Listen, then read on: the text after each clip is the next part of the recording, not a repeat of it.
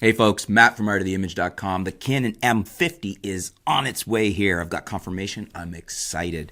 We've got the 11-22, is it? The wide angle M series lens coming in with it. We've got the 51.8 STM with the EOS M adapter coming in with it. And I've got the M50 coming in a kit arrangement with the two lenses. So that's the 15-45, I think it is, and the 55-200. So that should be a great setup of lenses. Actually, really interested.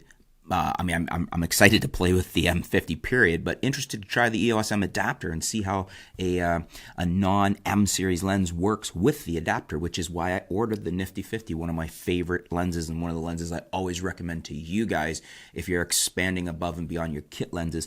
The 50 f1.8 is the way to go on whether you're Canon, Nikon, whatever you're shooting. So anyways, it's coming in. The 50 is coming in, the M50, and begs the question. I've been getting some questions about the 90D. When is the 90D coming? Should I wait for the 90D? Should I buy an M50?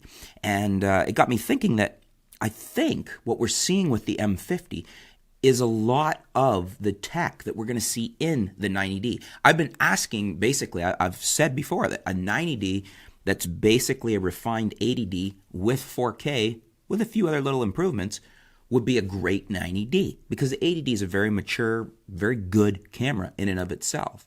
So I think what we can expect to see is some of the improvements, some of the more advanced tech in the M50 that the 80D doesn't have, and we just talked about that in a video, coming into the 90D, and that'll essentially be what a 90D is going to be.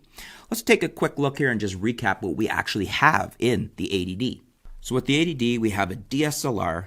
It's got 45 all-cross type AF points, so 45 points for AF system, all cross type.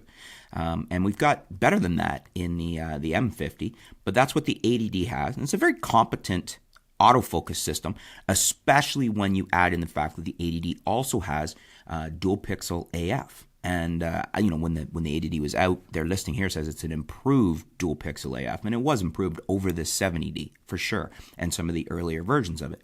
We've got the 24 megapixel sensor, which is basically the same sensor that the M50 has inherited.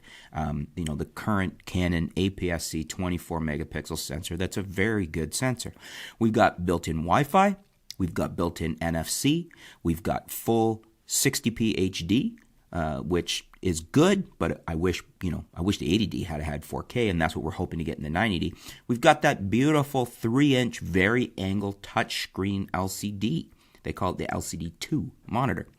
We got DIGIC 6 image processor. So we'll definitely expect to see an upgrade on that.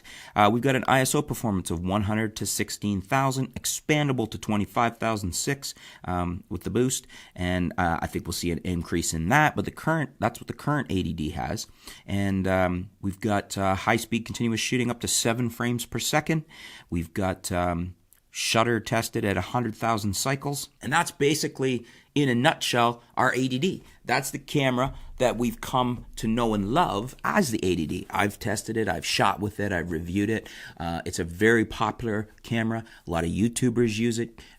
Casey Neistat's used it. And it was a great successor to the 70D. So the question is then, what are we going to get in the 90D? What can make the 80D proud? How can we continue this tradition of an improved, solid DSLR? What are we going to see in it? Well, I think what we're going to see is essentially what I've been asking for, and that is essentially a lot of the specs are going to remain the same, but we're going to see some of the improvements, including 4K, from the M50 in what will then be a new 90D, the successor to the 80D.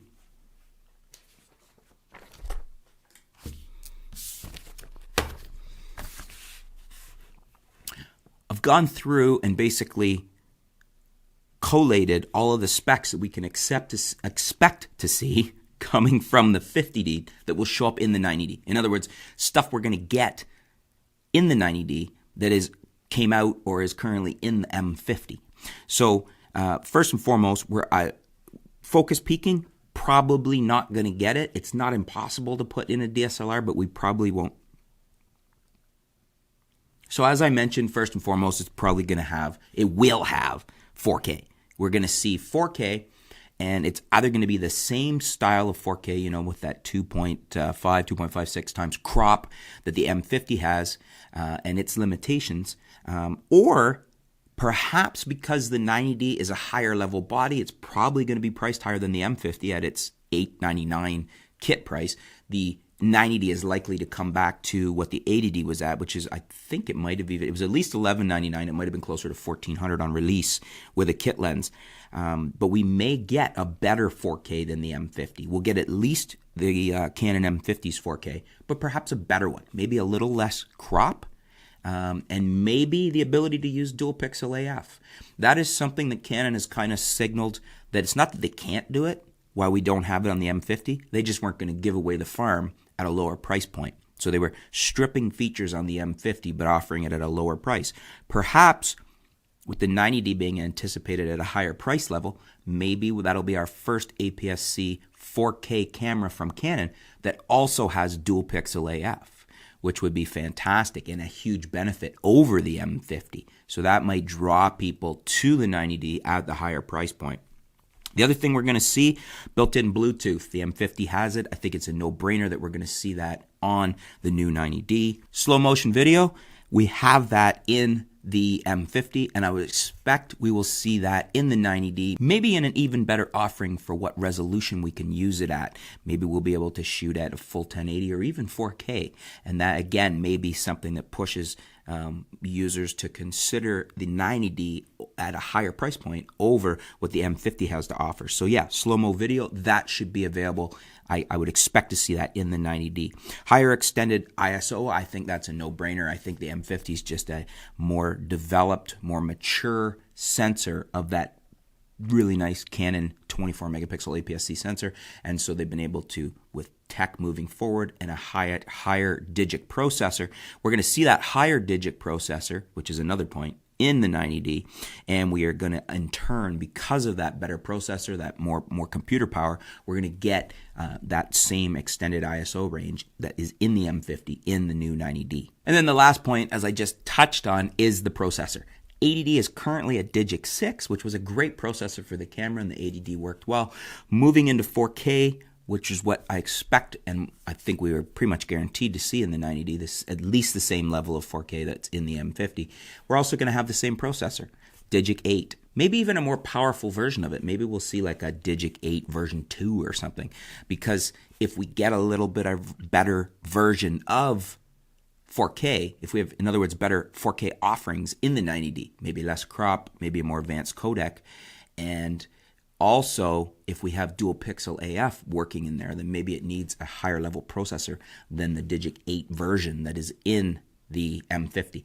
Maybe they won't bother differentiating. Maybe they'll just call it DIGIC 8 as well, even though it's a more powerful version of the DIGIC 8. But you can expect to see the DIGIC 8 processor in the Canon 90D. So those are some of the things that we should expect to see in the 90D coming over from the M50. Things that the M50 has that we are bound to see just flow over into the 90D as this newer tech, and the 90D will be a much newer camera than the 80D. It's been a while since we've had a refresh. So is that enough to make you consider the 90D at what will almost surely be the standard 90D price point, in the sense that, you know, the 80D, the 70D, whatnot, it's always committed a certain price point? As a matter of fact, that has me curious to remember exactly what the price point was, and when I look, the price point was $1199 body only, $1799 with the 18-135 lens. So obviously it's dropped in what it costs now, but I mean $1199 body only is a big difference from the $899 M50 with kit lens. Now that was announced, and those were the prices when it was announced, February 18th, 2016. So we're already 2 years ago, over 2 years ago. So I think we can expect to see it at a similar price point than 90D. I would expect Canon to release it at that price point. I would expect it to have all of these things that we've just gone through from the M50 would appear in the 90D, as well as some other features that we haven't yet discussed that I'm going to bring up in another video that I'm pretty sure the 90D is going to have that aren't in the M50, and that's going to be additional things that will drive those of us that are looking for a higher level camera or these additional features to that higher price point. What do you guys think? Are these features from the M50, are these enough to make you buy a 90D? Does it have to have more? Are you still interested in a DSLR? Would the 90D appeal to you, or is the M50, with being a mirrorless camera, would you be happy to go to it? Have you been, as I've said in the past, just waiting for an 80D with 4K, and as long as that's in it, the 90D is what you're going to do? Let me know in the comments below. Let me know what you guys have to say about this. Curious to see what you're thinking as far as, now that the M50's out and the tech that's coming from the M50 into the 90D, are you waiting for the 90D, or was the M50 everything you've wanted? Is there something else that I haven't mentioned that needs to be in the 90D for you to buy it over the M50? Again, let me know in the comments below. Let's discuss it. It's got me curious. I'm very excited about getting the M50 in, but I'm also curious to see what the 90D is going to be and what you guys think, what the demand, what the desire for the 90D is, what it'll need to have to be a good selling camera. Thanks for tuning in, folks. Stay tuned. We'll be back soon here at irritations.com.